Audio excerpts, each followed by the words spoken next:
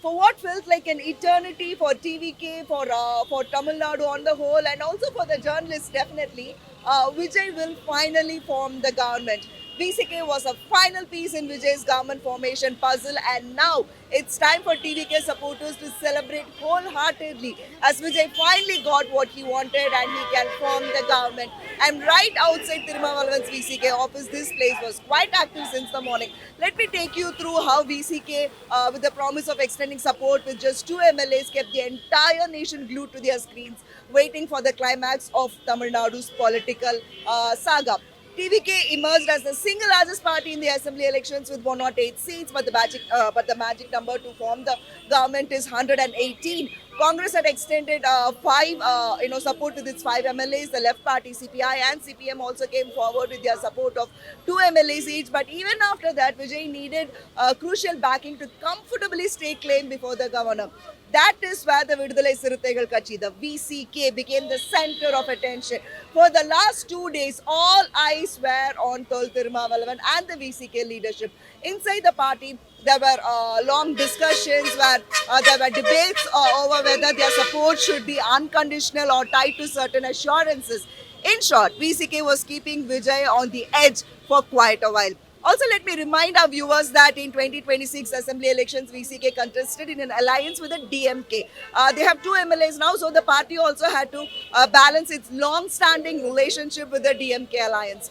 Sources say that to extend their support to TVK, the VCK wanted clarity on issues like secular governance, continuation of welfare schemes, and avoiding political revenge. That is why Tirumavalavan first met outgoing Chief Minister M.K. Stalin before taking the final call. There was also discomfort within the party over any possible arrangement involving the AIADMK and the BJP. So, backing Vijay was seen as the more acceptable political option.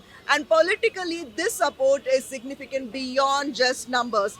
The VCK may have only two MLAs, but in a fractured mandate like this, those two seats became extremely powerful. In fact, for the past 3 days, Tamil Nadu politics has revolved mostly around smaller parties like the VCK and the left.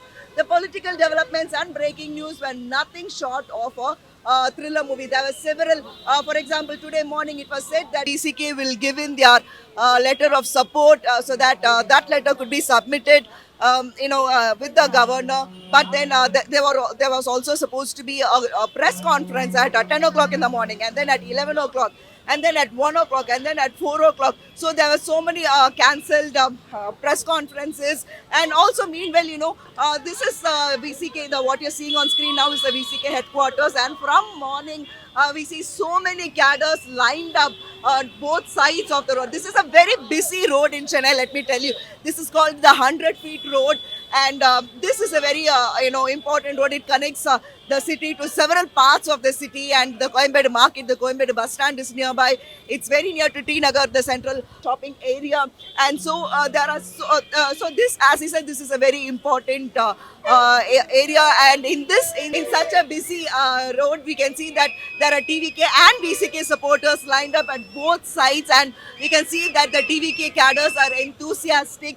And as we can see that people were staying here from the morning. They were expecting Vijay to come here to this VCK office because he visited the Communist Party offices last evening after getting the support of the Communist parties.